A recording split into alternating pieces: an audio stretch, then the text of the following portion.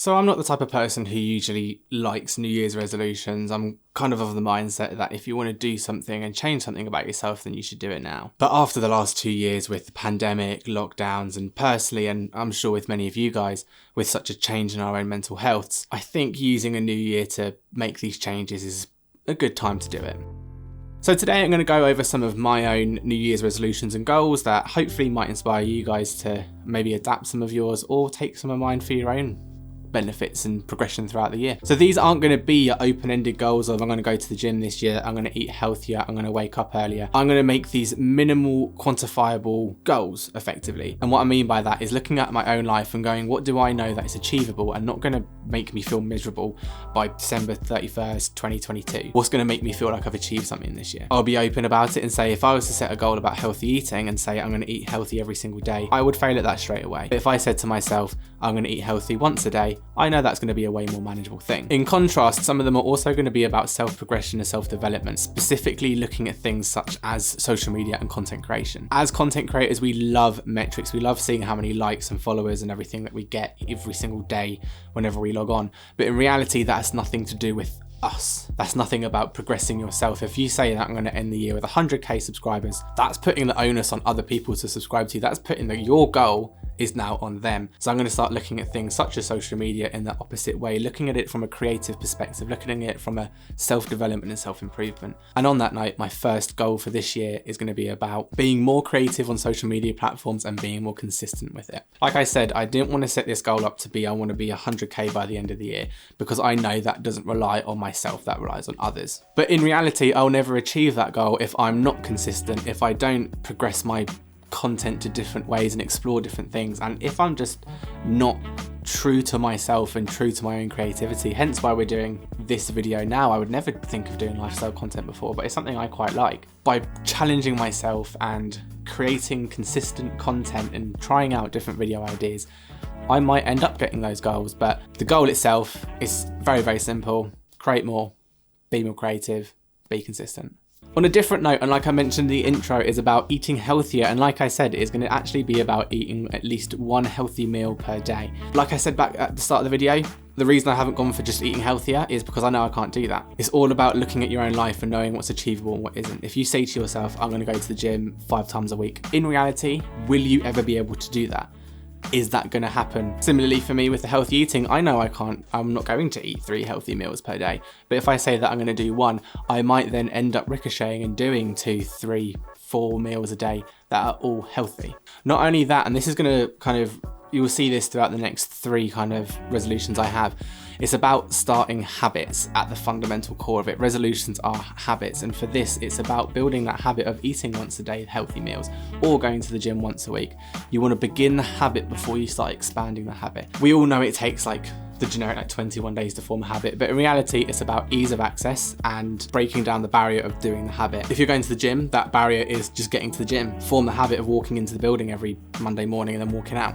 You've now formed a new habit from doing that. The same with healthy eating. If I have 1 banana a day or 1 healthy rice salad thing per day, I'm now starting to form a singular habit that will then 100% ricochet into more consistent and even more times per day doing a healthy thing.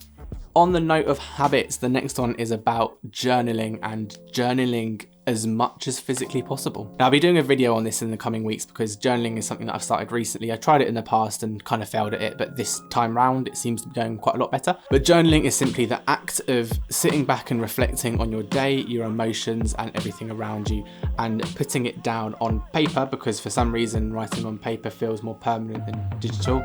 Maybe I'm still of the mindset that computers can break and paper can't. I don't know. But the act of journaling is a form of self-reflection and self-analysis, and looking at yourself and looking at your emotions and trying to kind of unpick why you're feeling them, but also helping you feel grateful for things, helping you think about things that you might not have thought of before. I personally use a journal called the Mind Journal, which you can get online. I'll put a link in the description down below. It says it's for men. It's 100% not. It could be used by anyone. It's one of those generic, man do this thing so man can feel not like a lady. You know how people are. But the book helps you and gives you some direction. Yes, you could sit on the sofa and just say to yourself, oh, I feel like shit today because this happened. Great, Are you going to be consistent with that? And is that actually going to get you anywhere? This book has prompts for you. It has you check in every single morning and physically write down how you're feeling each day. It then has you kind of write about a topic. The other day I had about, I think it was like my bucket list. One of them was something that made me feel happy today, and another one was about like 4 events in the day that made me feel good, or just 4 events that happened in the day and how I felt about them. The process of doing that and thinking about it and writing it isn't something that you would generally ever do, and just having a journal to help prompt you and push you through that really does help. It also helps you do a thing that I think everyone should do, and that is by picking 3 things you're grateful for every single day. Generally speaking, people look for grateful things in the entirety of life. House, car, getting engaged, things like that. Whereas the act of finding 3 things every single day you're grateful for, yes, at first it's really fucking hard because you're like, well, what is there to be grateful for? Nothing good's happened. But over time you start picking up on the smaller things and start feeling more gratitude towards everything and anything around you. Yesterday I put that I was grateful for a cup of coffee that I had. It was a good cup of coffee. I made it better than normal. I am grateful for that. Even something as small as, I don't know, we've got kittens at the minute. I got to stay in bed this morning for 10 more minutes and play with them.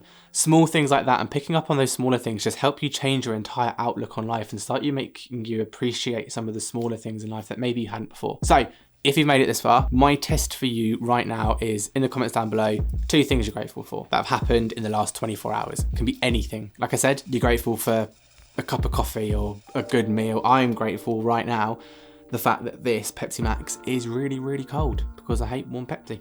Linking in with journals is routines, and notably I'm going to have a goal here about starting a morning and evening routine. So this is something that both me and my fiance sat down and we kind of said to each other, we don't have routines, we don't do anything, we just wake up and go to work, get home, eat and sleep. There's no processes going on here. Because of that, we never had a transition into work and we never had a transition into bed. And what I mean by that is we never woke up and stimulated ourselves enough to wake up and be ready for the day. Similarly, we never regulated and calmed ourselves in the evening to be ready to go to bed and have a more fulfilling sleep. So some of the simple practices for this are simply going to be, specifically for me, I've changed job now and I've got a bit more of a morning to do things in, is going to be have some breakfast, sit down and journal and read for 15 minutes. And then in the evening, we're both looking at kind of resetting our space, which is one that I think everyone should do, is reset your living space. Like put your pillows back to how they were, clean the kitchen. If you do that, you're not going to come home from work the next day and be like,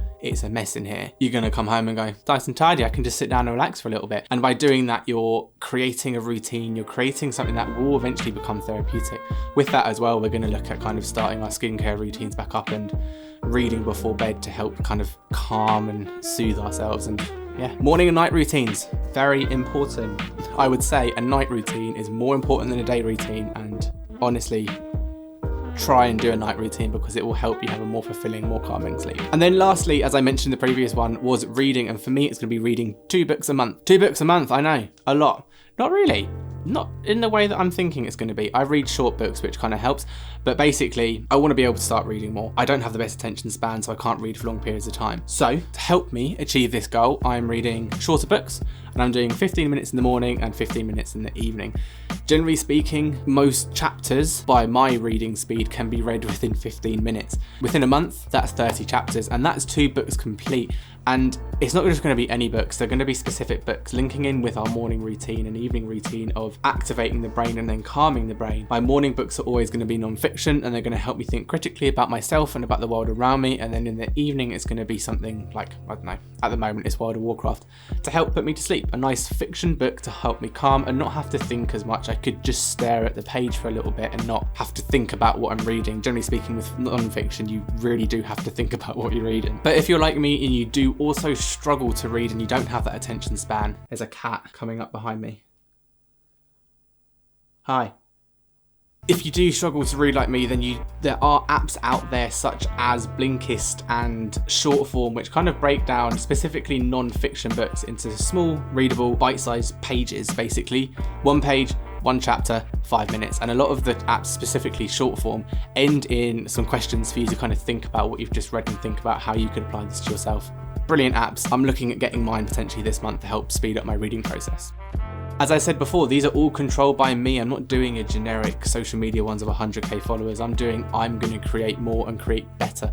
Things like that, which I know I can achieve and will be fun to achieve and hopefully help progress me as a person and push me further in life. I hope some of these have inspired you and helped you think critically about some of your resolutions, and maybe you wanted to change some. If they have, do leave a comment down below. Put down below as well some of the resolutions you're thinking of doing this year. I'd love to hear them. Maybe I can add to my list of resolutions for the year.